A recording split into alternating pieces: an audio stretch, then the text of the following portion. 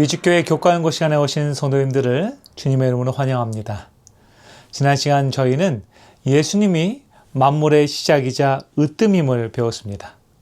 오늘은 그 으뜸 되신 주님이 어떻게 십자가를 통해서 깨어진 온 우주를 다시 하나로 묶으셨는지 그 화목의 신비를 배우도록 하겠습니다.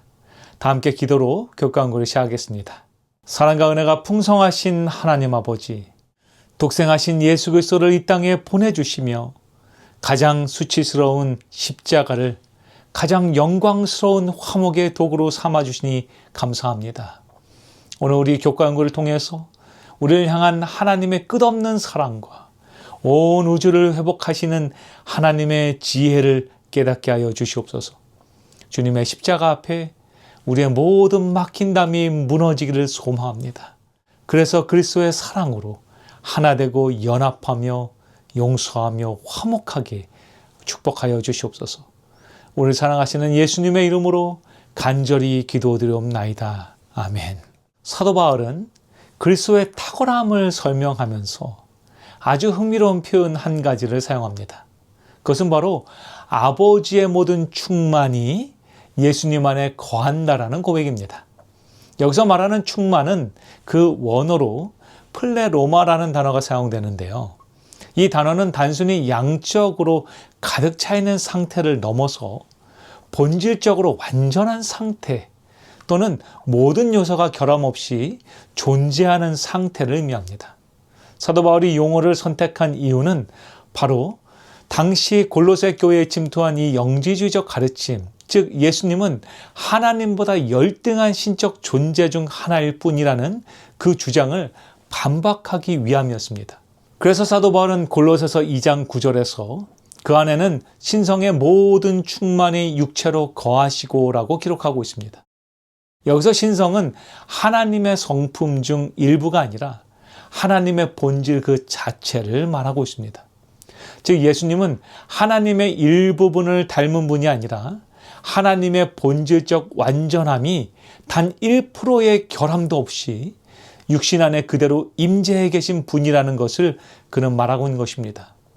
또한 요한복음 1장 14절과 16절에서 우리가 그의 영광을 보니 아버지의 독생자의 영광이요 은혜와 진리가 충만하더라는 말씀과 우리가 다 그의 충만한 데서 받으니라는 그 고백은 예수님이 하나님으로부터 은혜를 조금씩 받아오는 통로가 아니라 그분 자체가 우리의 모든 신적 풍요의 원천이자 완전한 상태임을 나타내고 있는 것입니다.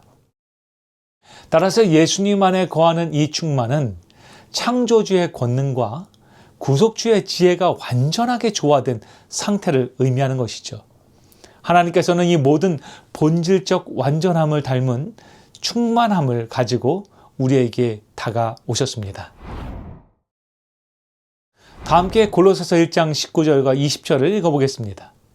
아버지께서는 모든 충만으로 예수 안에 거하게 하시고 그의 십자가의 피로 화평을 이루사 만물 곧 땅에 있는 것들이나 하늘에 있는 것들이 그로 말미암아 자기와 화목하게 되기를 기뻐하심이라. 여러분, 이 말씀은 십자가가 가진 세 가지의 우주적 차원을 우리에게 제시하고 있습니다. 첫 번째는 화목의 수단은 수치를 영광으로 바꾼 십자가의 피라는 것입니다. 하나님은 죄로 인해 깨어진 관계를 회복하기 위해 상상조차 할 수 없었던 십자가라는 수단을 택하셨습니다. 당시 유대인들에게 십자가는 저주였고 로마인들에게는 가장 비참한 수치였습니다. 그러나 하나님은 그 가장 깊은 수렁의 자리를 자기 희생적 사랑의 증거로 삼으셨습니다. 에베소서 2장 13절부터 16절은 이렇게 말합니다. 원수된 것 곧 의문에 속한 계명의 율법을 자기 육체로 폐하셨으니 또 십자가로 이 둘을 한 몸으로 하나님과 화목하게 하려 하심이라. 여러분, 이 약속은 십자가의 피가 인간의 어떤 노력으로도 넘을 수 없었던 죄의 담을 단번에 허물어뜨리는 유일한 화목의 열쇠가 됨을 보여줍니다. 또한 두 번째, 이 화목의 범위는 온 우주를 덮는 하나님의 은혜라는 것입니다. 이 본문은 화목의 대상을 만물, 곧 땅에 있는 것들이나 하늘에 있는 것들이라고 명시합니다. 이는 죄의 오염이 아담과 하와뿐만 아니라 온 우주의 조화와 질서의 균열을 일으켰음을 암시합니다. 예수님의 십자가는 단순히 개인의 영혼 구원을 넘어서 죄로 인해 어그러진 만물의 질서를 하나님의 통치 아래로 다시 되돌리는 사건이었습니다. 에베소 1장 10절은 이렇게 말하죠. 하늘에 있는 것이나 땅에 있는 것이 다 그리스도 안에서 통일되게 하려 하심이라.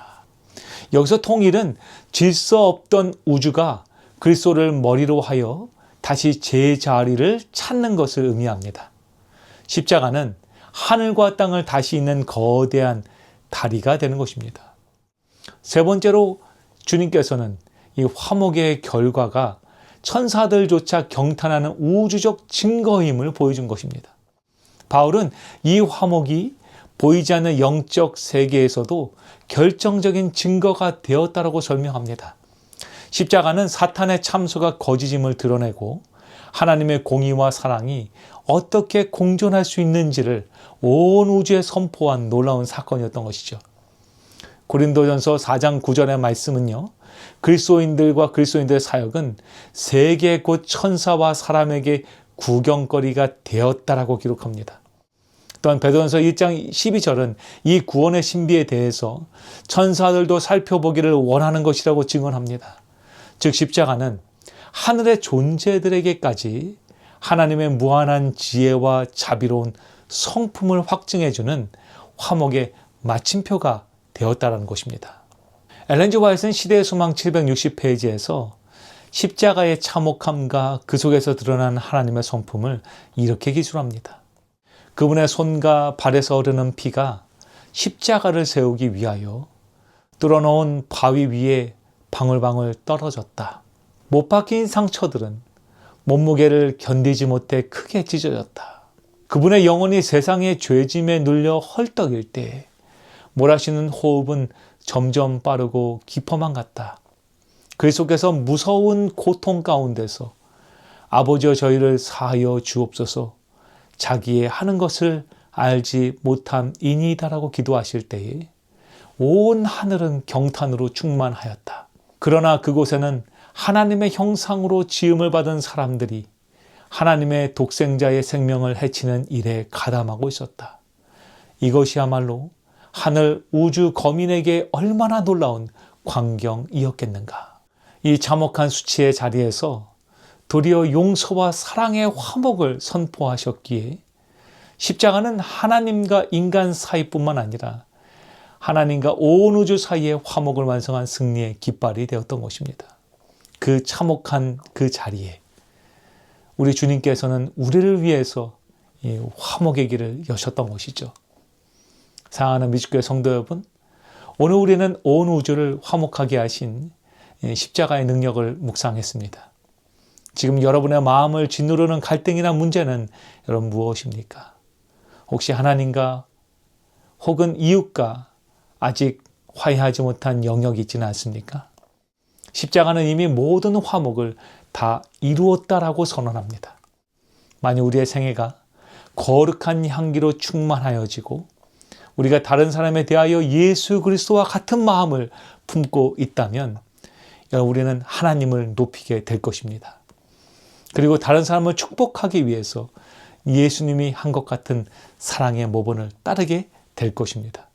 성경은 우리에게 모든 것이 하나님께로서 났으며 그가 그리스도로 말미암아 우리를 자기와 화목하게 하시고 또 우리에게 화목하게 하는 직분을 주셨다라고 말하고 있습니다. 사랑하는 성도 여러분, 우리 모두는 그리스도의 피로 이루신 화평입니다. 화목입니다. 여러분, 그 화평함이 오늘 여러분의 가정과 여러분의 마음과 우리의 교회를 충만하게 채우기를 소망합니다. 그렇게 할 때 하나님의 나라는 우리가 있는 곳에서 이루어질 것입니다. 다 함께 기도로서 오늘 교과 연구를 마치겠습니다. 우리의 평화이신 주님, 십자가를 통해 하늘과 땅의 모든 것을 하나로 묶어주신 주님이시여 감사합니다. 우리가 그 화목의 진리를 단순히 아는 것에 그치지 않고 오늘 내 곁에 있는 이웃과 화목하며 살게 하여 주시옵소서. 십자가의 피가 우리의 모든 상처를 씻기고 하나님과 동행하는 진정한 행복을 누리게 하여 주시옵소서. 온 우주의 승리자 되시는 예수 그리스도의 이름으로 간절히 기도드리옵나이다. 아멘.